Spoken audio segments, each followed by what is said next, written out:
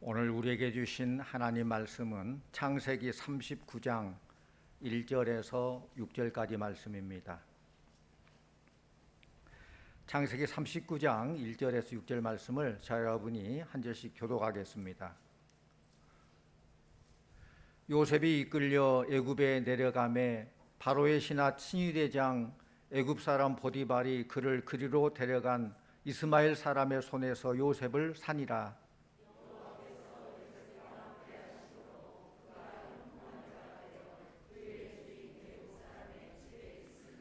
그의 주인이 여호와께서 그와 함께 하심을 보며 또 여호와께서 그의 범사에 형통하게 하심을 보았더라.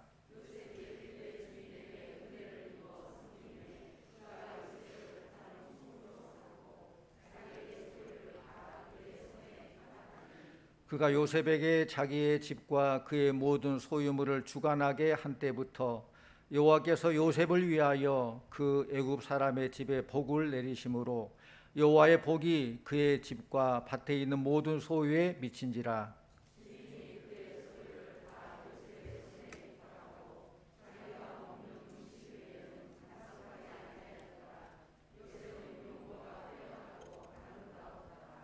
아멘. 이 시간 할렐루야 찬양대에 찬양이 있겠습니다.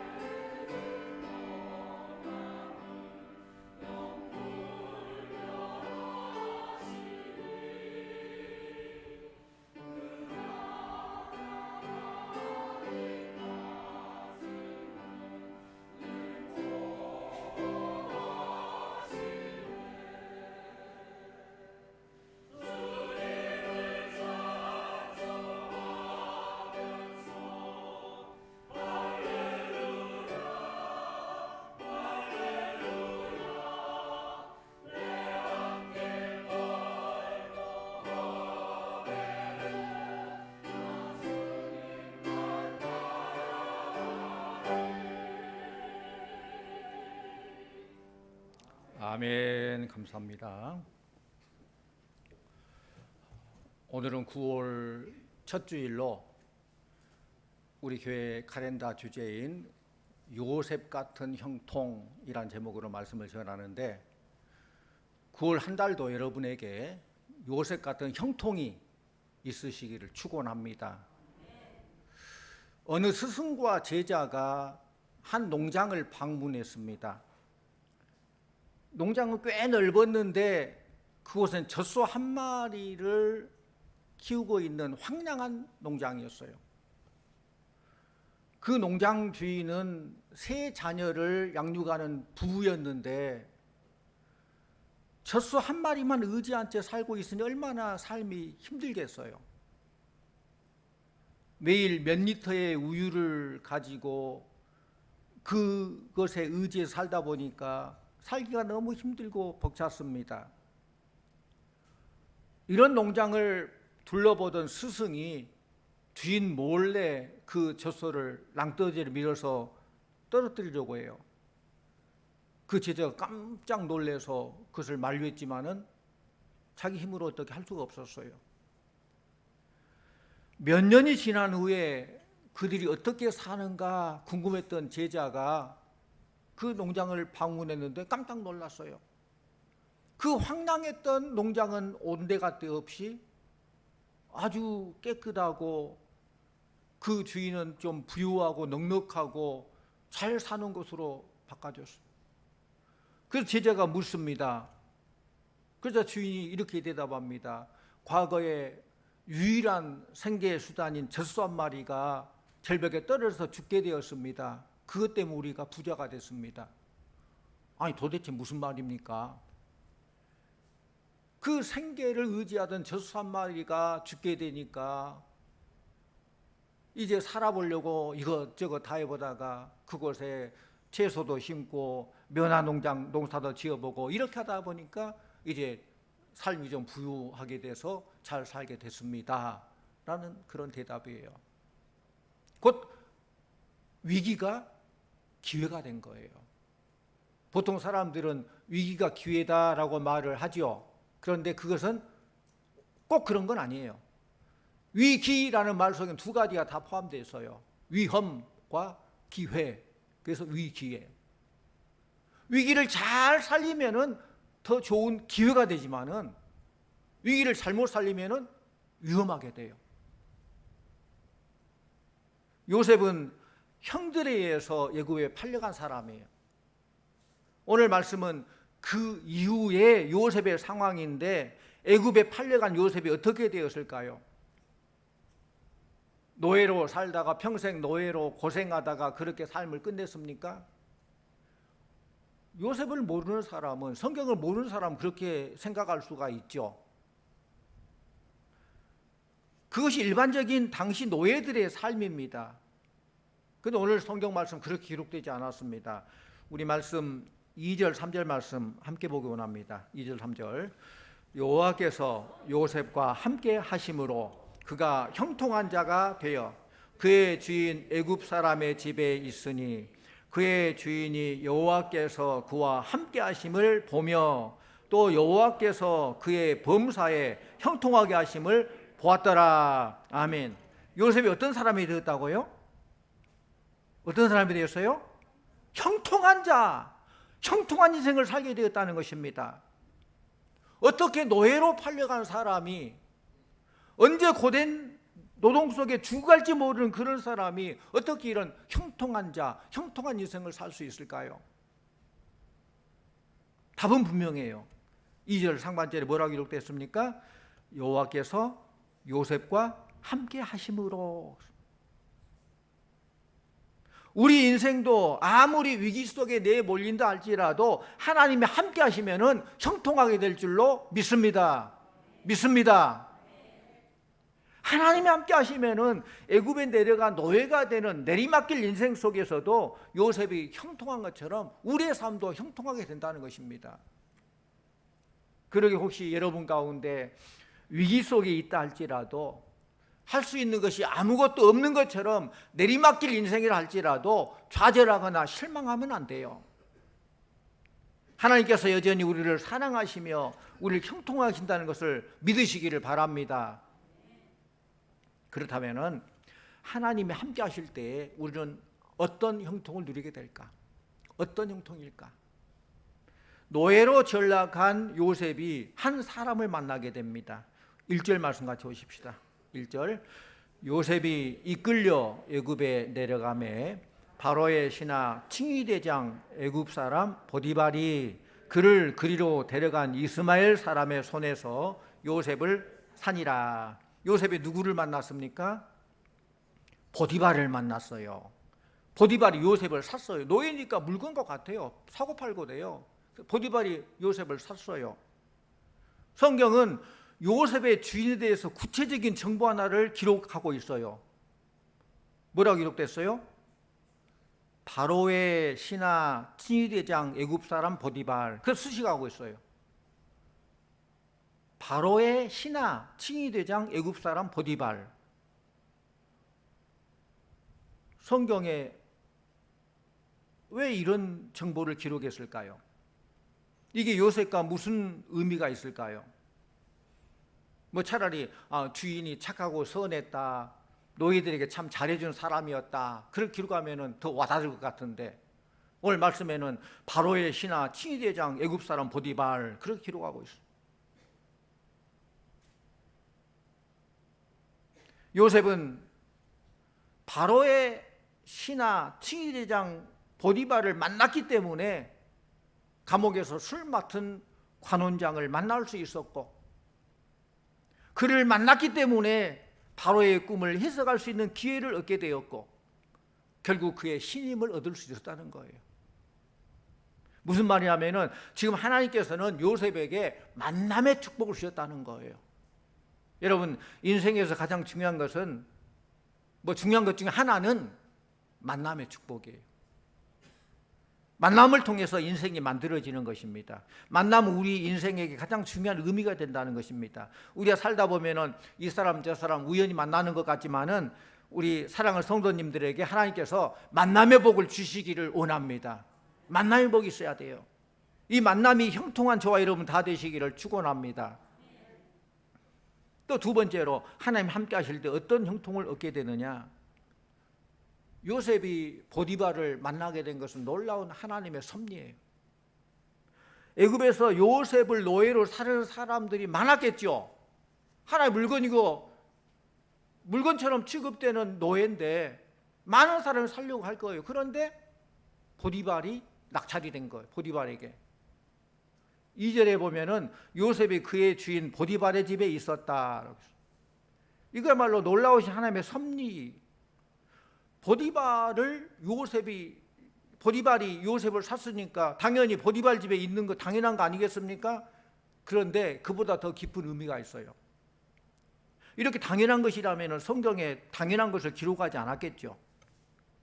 이것은 단순히 요셉이 보디발의 소유가 되어서 보디발 집 소속이 되었다는 그런 의미가 아니라, 이 말은 요셉이 보디발의 가족을 가장 가까이에서 섬기는 특권을 누리게 됐다는 거예요. 누구보다도 가까이에서 보디발 그리고 보디발 가족을 돌볼 수 있는 그런 은혜, 그런 특권을 누리게 됐다는 것입니다. 그게 대단한 거예요. 보디발을 가까이에서 섬기게 된다는 것은 대단한 일입니다. 왜냐하면 가까이에서 보디발을 섬기지 않았다면 3절 말씀은 없었을 거예요. 3절 말씀. 우리 3절 같이 보십시오. 다시 한번 3절 같이 봅니다. 그의 주인이 여호와께서 그와 함께 하심을 보며 또 여호와께서 그의 범사에 형통하게 하심을 보았더라 했습니다. 보디발은 하나님께서 요셉과 함께 하신 것을 보게 된 거예요. 하나님께서 요셉의 모든 일을 형통하게 하신다는 것을 보게 된 것입니다. 그래서 더 놀라운 일이 일어납니다. 4절 말씀, 4절 같이 봅니다. 요셉이 그의 주인에게 은혜를 입어 섬기매 그가 요셉을 가정 총무로 삼고 자기의 소유를 다 그의 손에 위탁하니. 요셉이 어떻게 되었다고요? 주인에게 은혜를 입었다라고 했어요.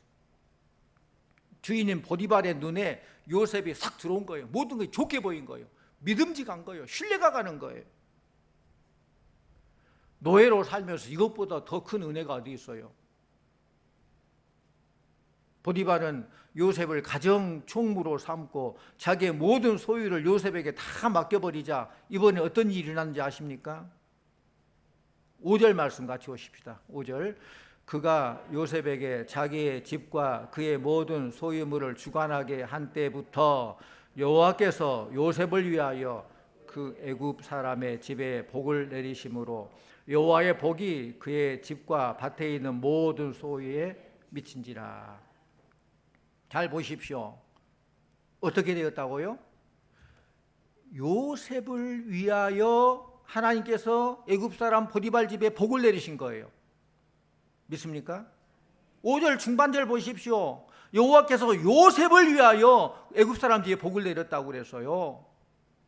하나님께서는 보디발과 그 소유를 위해서 복을 내린 게 아니에요. 요셉을 위해서 복을 내렸다고 하고, 다시 말하면은 요셉 때문에 보디발과 그 소유가 복을 받았다는 거예요. 사랑하는 성도 여러분, 여러분 하시는 일에 하나님의 복이 넘치게 되기를 축원합니다. 여러분 때문에 여러분의 가정이 복을 받고, 여러분의 자녀들이 복을 받고, 여러분의 일터가 복을 받고, 아니 여러분과 연결된 모든 분들의 일들이 형통하게 되기를 축원합니다. 내가 복을 받음으로 나와 관련된 모든 사람들이 복을 누려야 돼요. 이게 축복의 통로예요. 이게 하나님이 함께 하시는 사람의 두 번째 축복이라는 말씀입니다. 마지막으로 하나님이 함께 하실 때 우리는 어떤 형통을 얻게 될까요?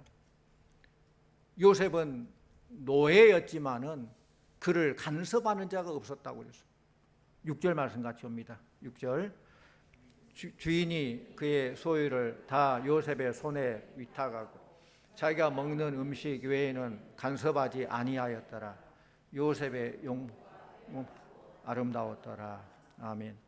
주인이 그의 소유를 다 요셉의 손에 맡겼다는 거예요. 맡겼다는 것은 믿을만 하니까 맡기죠. 못 믿으면 맡기겠어요? 요셉은 노예의 신분이었지만은 노예라고 느끼지 못할 정도의 자유로움을 누리고 있어요. 당시 절대 권력을 가진 바로의 친위대장 보디발의 모든 소유를 다스리는 그런 사람이 되었다는 것입니다. 무슨 말이냐면은 노예로 팔려왔지만은 남 부럽지 않는 형통을 누리게 된 것입니다. 하지만 저는 이런 요셉의 상황 속에서 이런 질문을 던져봅니다. 그렇다면 요셉의 마음도 과연 행복했을까? 그 삶이 형통하고 인정받고 모든 것 다 맡겨지고 그랬는데 정말 그의 마음도 형통했을까? 여러분 같으면 어떻게 했어요? 요셉이 정말 행복했을까요? 아닐 것 같아요. 왜냐하면 마음에 해결하지 못한 문제가 있잖아요. 지워지지 않은 상처가 있잖아요. 형들에 의해서 팔려온 인생, 그의 마음에 사라지지 않는 분노가 있지 않겠습니까? 하루 일과를 마치고 나면 남모르게 몰려오는 그 분노와 슬픔이 있었을 것입니다. 매일 밤이면 이런 질문을 던졌을 거예요. 도대체 형들은 왜 나를 팔았을까? 내가 그토록 미웠을까? 이 질문이 떠오를 때마다 요셉의 마음은 너무 힘들어서 잠 못 이뤘을 거예요. 그러니까 요셉의 형통은 정말 형통이 아니었을 것 같아요. 아마 보디발이 오늘 이 말씀을 읽어보니까 이렇게 요셉에게 말했을 것 같아요. 당신을 보면은 하나님이 당신과 함께함을 내가 깨닫게 되는데 하나님 때문에 당신이 형통하고 우리 집도 복받은 것이 확실합니다. 이렇게 보디발이 말하게 될 때 그때 요셉의 마음이 어땠을까요? 아니 이게 형통입니까? 채소의 옷을 입고 귀하게 자라던 내가 노예로 팔려와서 이렇게 사는 게 형통입니까? 하나님이 함께 하신다면 팔려오지 않도록 해야지. 하나님이 함께 하신다면 형들의 만행을 막아주셔야지. 이런 생각도 할 수 있었겠죠.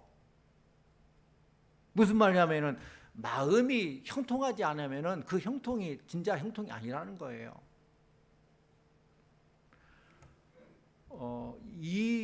이종선이란 여자가 있어요. 작가인데 멀리 가려면 함께 가라 라는 책도 썼고 따뜻한 카리스마라는 그런 책도 쓴 이종선이라는 여자는 베스트셀러 작가이며 대한민국 최고의 CEO 컨설턴트예요.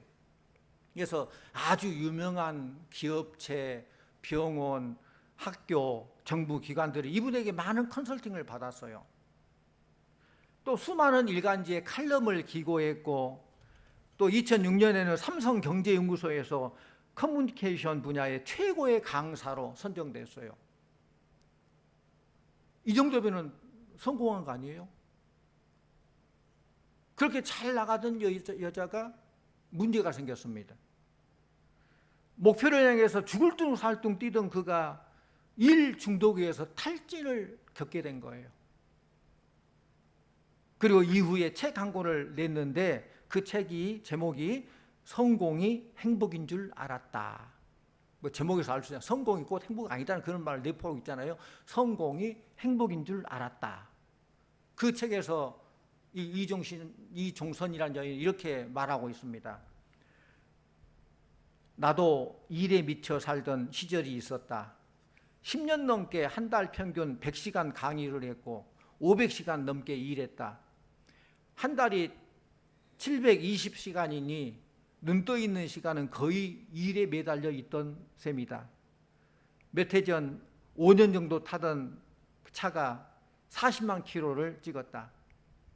작은 사무실에서 출발한 회사는 300평 규모로 확장되었고 직원들도 늘었다.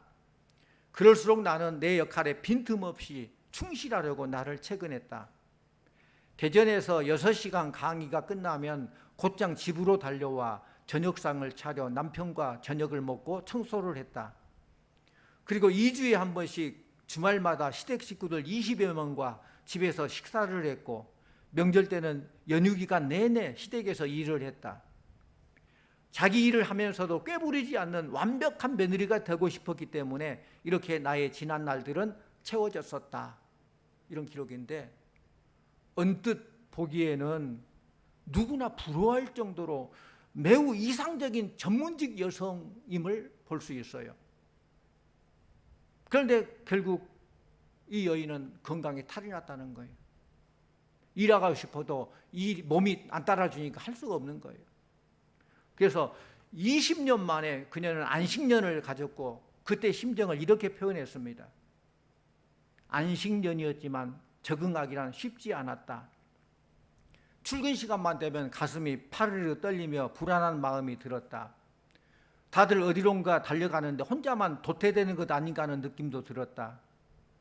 모든 병은 마음의 고통과 함께 온다는 말처럼 나를 병들게 한 여러 사람이 떠올랐고 몸은 쉬고 있는데 마음에는 화가 그득했다.